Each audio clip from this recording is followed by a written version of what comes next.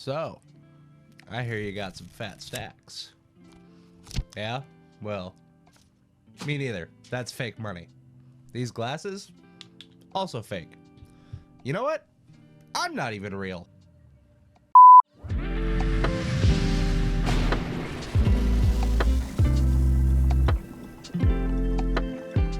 But you know what is real? The best budget deck in the format. Lads, welcome back to Fusion YGO. It is your boy Christian the Hever Card Man with the pleasure to bring you once again Scrap Orcust Revived. Now, Konami decided to give us a little Christmas present to help make this deck even better. So, if this video today gets to 15 likes, then we'll do a combo tutorial to pair along with the new stuff that we got. But otherwise, without further ado, let's jump straight into the profile, ladies and gentlemen. So starting off today, of course, with the scrap engine, we got our triple scrap recyclers. Best normal summon in the game, better than Alistair, better than any normal summon you can think of. Scrap recycler does it all. Second best normal summon, we got triple copies of Scrap Raptor that is just extra copies of Scrap Recycler. I don't know what you want to hear. It's consistency. Pair with that, we also got 3 Fossil Dig. This is a budget version. Otherwise, I would also run the Scrap Yards, but unfortunately, Scrap Yards are still a fair little bit of money. So if you're on a budget, play the Fossil Digs. If you have a little more budget wriggle room, you can add in some Scrap Yards for even more consistency. Just be warned that doing so does help this deck die more to droll, so be careful. And then lastly, for the scrap engine here, we have 1 scrap golem to get revives off of with Scrap Recycler. If you guys have seen Scrap Orcust or any of my scrap decks before, you already know what he does. And then lastly, 1 jet synchron to be our first machine monster that we are likely going to send to the graveyard. That's it for the scrap engine. We'll go ahead and hop over to the Orcust engine. And of course, for the creme de la creme of the deck, we are playing double Orcust Nightmare, double World Legacy World Wand. This is for the grind game type of stuff. And of course, our boy finally released back at 1, the goodest of boys, the Orcust Harp Horror. Makes this deck so much more concise, just an absolute insane engine piece.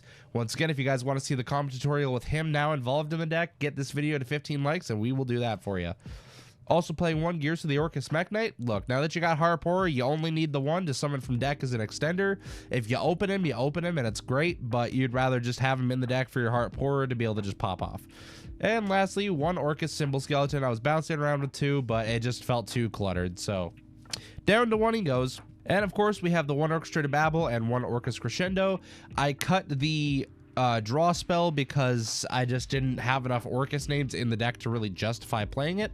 So Orchestrated Return did not make this cut, but if you want to play it, feel free. Of course, we also got the 1 World Legacy Succession and Foolish Burial to round off the Orcust engine. Now let's go ahead and get off towards the end of the deck here. Of course, you guys know that for budget versions, I like to play the Machina variant where I include a small Machina engine. It helps get a lot of bricks out of hands. It helps extend a lot further. It just overall does a lot for the deck, and I really enjoy playing it, and it also helps once again with you budget players. So let's go ahead and start off double Machina Fortress. This is going to help unbrick a lot of hands for you. You play double because you don't always mind seeing it. If you get him plus like any of your brick machines in hand, you pitch them both, summon him back, and then you have him set up later to do other stuff, and you get your graveyard set up nice and free. Of course, we're also playing the 1 Machina Citadel and 1 Machina Ruin Force. Ruin Force you can get off of Orcust Nightmare, which is fantastic.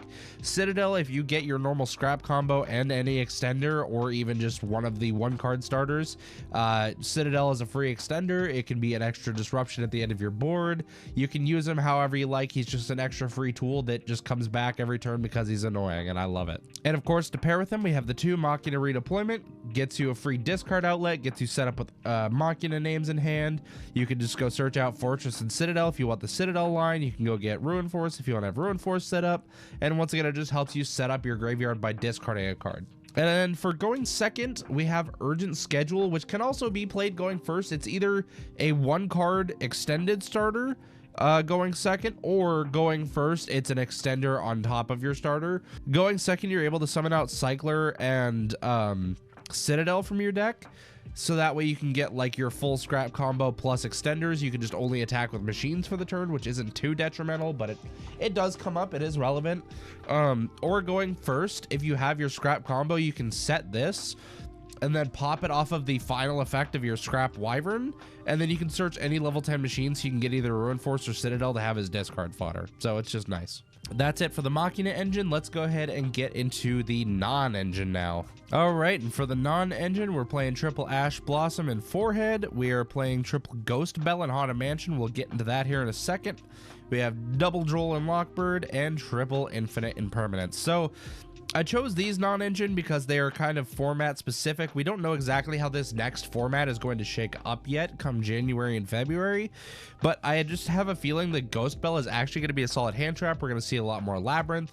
We're going to see a lot of Fire King, which has several graveyard effects so you can stop with a Ghost Bell, especially if they're playing the Snake Eye version, which is going to be the most common. Droll and Lockbird just hits stuff like Vanadium. It hits Fire King. There's still plenty of decks that Droll and Lockbird deals with, but I don't want to see it too much. So I have the third one in the side deck, but I know that I have two in main to safeguard me. And then Imperm and Ash are just generically good hand traps. This is what I had the room to put in for non-engine, so it's what I decided to run. I really think there's going to be a lot more people running Ghost Bell next format, but we'll just have to wait and see. That's just purely my prediction on that. So play whatever non-engine you like here, whatever you have available. This is just what I'm running. It is a total of 11. So if you need to add more ratios, you definitely can. I believe this is a 41 card list, so adjust it however you need. All right, now for the extra deck, let's go ahead and start off here. We got two Dingirsu, the Orcust of the Evening Star, the heart and soul of your deck. He just does everything for you. And of course, we have the one Superstar Slayer Typhon Sky Crisis because he is just a monster of an Exceed. In this format, he does a lot. There's a lot of times where he can end up clearing games. He doesn't come up all the time, but it's nice to know that he's there. And we do not play Zeus because we dark lock way too easily that reliably getting to a Zeus with 2 materials or more is just not reasonable. All right, for the links, we have one Link Karibo to deal with the Girsu token and the rare times that that comes up, or even the Jet Synchron if we open that up. Of course, we still have our double copies of Scrap Wyvern, the absolute goat of the Scrap engine. He just gets all of your plays off, and there's times where you'll need 2 in a turn. There's times where you'll just need 2 in the grind game. If you end up coming against a random Kashtira player, their Unicorn might snipe one of these. There's just so many reasons to play 2. He's absolutely mandatory.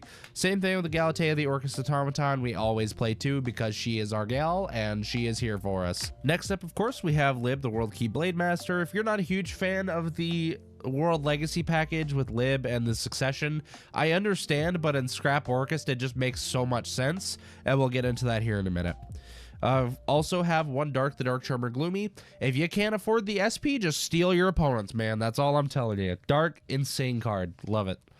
One IP Masquerena. Once again, if you can afford SP, this goes a lot better, but if you can't, we always got that Nightmare Unicorn, baby. She's still holding true and proud and always gets the Orcust names out of your hand and spins a card back to the deck. What you can't go wrong with it. And of course, one Apollosa, Bow of the Goddess, for the scrap package that pairs in really well with the Lib, the World Key Blade Master, because it helps you get into her a lot easier. And then that way you can protect your Orcust plays from stuff like Bestials if your opponent is not playing correctly. Next up, one Access Code Tucker, and one Underworld Goddess of the Closed World to round off the extra deck. I do have a couple other options if you can't afford stuff, or if you do have the extra budget, if you want to fit like an SP in here, you could honestly probably cut the Apollosa or even the Underworld Goddess if you don't think you need it, to be able to throw in your SP Little Knight and it slots in just fine, just like a normal tech. There's a lot of things you could probably consider swapping out in here and get away with doing the SP on. SP is just an insane card, but if you can't afford that, and say you can't even afford the Access Code Talker, or you just don't have access to it, you can consider running Orcustrian and then like maybe swapping something out and getting a Longirsu as well. So you have extra removal, you have extra boss monsters to deal with your opponent. Like you could literally take out, if you can't afford the Access Code Talker, I would either get rid of Access Code Talker and Underworld Goddess, or Access Code and Apollosa to be able to put in your Orcustrian and Longirsu, and they would fit in just fine. You just lose a little bit of power level with the deck, but not like too much. The deck can still just grind to infinity and probably be fine in a lot of cases. So it is what it is. So that's it for the extra. I'll go ahead and cover the side deck real quick, and then we'll let you guys off about your day. Okay, and for the side deck here, like I said, we are finishing our playset of the Droll and Lockbird, so we have that in here. We have triple copies of Fantastical Dragon Phantasme. I still feel like this is going to be a good card for this next format. Fire King's going to do a lot of link summoning. Manadium's going to do link summoning. Labyrinth might not do as much. That might be about the only deck that you're not really too worried about seeing link summoning with. To really deal with the combo decks more, we also have triple Nibiru, the Primeval Being, to pair along with our Droll and Lockbird. Blowout cards are just great to have, and I still feel like hand traps are going to be a bit of a necessity. If you let stuff like Fire King or even Manadium set up completely, then like board breakers aren't really going to do a whole lot, so you just want to be able to stop them before they get completely set up. And now also back off the ban list, we got 2 copies of Dino Wrestler Pankratops. We only had 1 before, and now we get 2. We get double the trouble. Just a great card, helps deal with floodgates. It's just instant removal, threatens a lot of stuff in the battle phase. He's absolutely amazing against SP if you play it right. You can just summon him out, go walk over the SP, and then remove another card, and life's great. Another card, or another non-engine card that I'm not too sure about for this next format, but that I am testing, I think Ghost Ogre might have a little bit of a resurgence, primarily for Fire King. Like if you hit their Sanctuary before they get their Fire King Island, you can just Ghost Ogre that, stops them from getting their Fire King Island. If they hard open Fire King Island, you can Ghost Ogre pop that. Like we're seeing a lot more Horus engines, so this snipes the Sarcophagus. There's like 1,000 applications I can think of where Ghost Ogre actually comes up and is relevant, but you could play other hand traps here instead. I'm currently waiting on my Effect Veilers, which is why I'm not playing those. Otherwise, I might have those here instead, but I'll test around and see where things are at. If you guys want to play Veilers here and you have them available, absolutely go for it. Like I said, I lost my previous copies of Veilers, so I had to order new ones, and they haven't shown up yet. So these are what's sitting here for now. And lastly, for the side deck, we have Floodgates. Triple copies of Deck Lockdown, because the only time that this deck really cares about it is searching your Machinas, or if you have to go through your Scrap Raptors to get to your Recycler. Otherwise, if you have your Orcust engine online, you do not care about Deck Lockdown. Well, I guess Harp Horror does, but usually you're gonna get his effect off once, and that's really all you need. You just need it to get your Gearsu into the graveyard, and then from there you don't really care. You have your grind engine online, and then everything else just revolves around the graveyard, so you don't really even care all that much. So Deck Lockdown hurts your opponents a lot more than it's going to hurt you, which is the main reason that we're playing, because there's a lot of decks that do not like this. Unchained, Rescue Ace, Pearly all hate this. Manadium as well. There's a lot of decks that just can't deal with this. Unfortunately, I think that this format is going to include more Cosmic Cyclones and back row removal in the format, thanks to Fire King Island, so do be aware of that. And if you want to find a place in the side deck to put in place of that, you could. Like if you don't want to play the Deck Lockdown, you can just play triple Cosmic Cyclone here and probably be okay. Anyways, guys, that's all I got for today's deck profile. Let me know down in the comments what you think of this deck. Like I said, I tried to keep it budget for you guys because we had a ton of people in the comments of other videos and our posts asking us to do a budget build, because everyone just expected us to go straight to Horus Orchest, and there are going to be builds for that coming, but at least we can give you this in the meantime. Scrap Orchest is a mainstay of mine. It feels like home to me, so of course I'm always going to come back to it, especially now with our boy Harp Horror back in the format.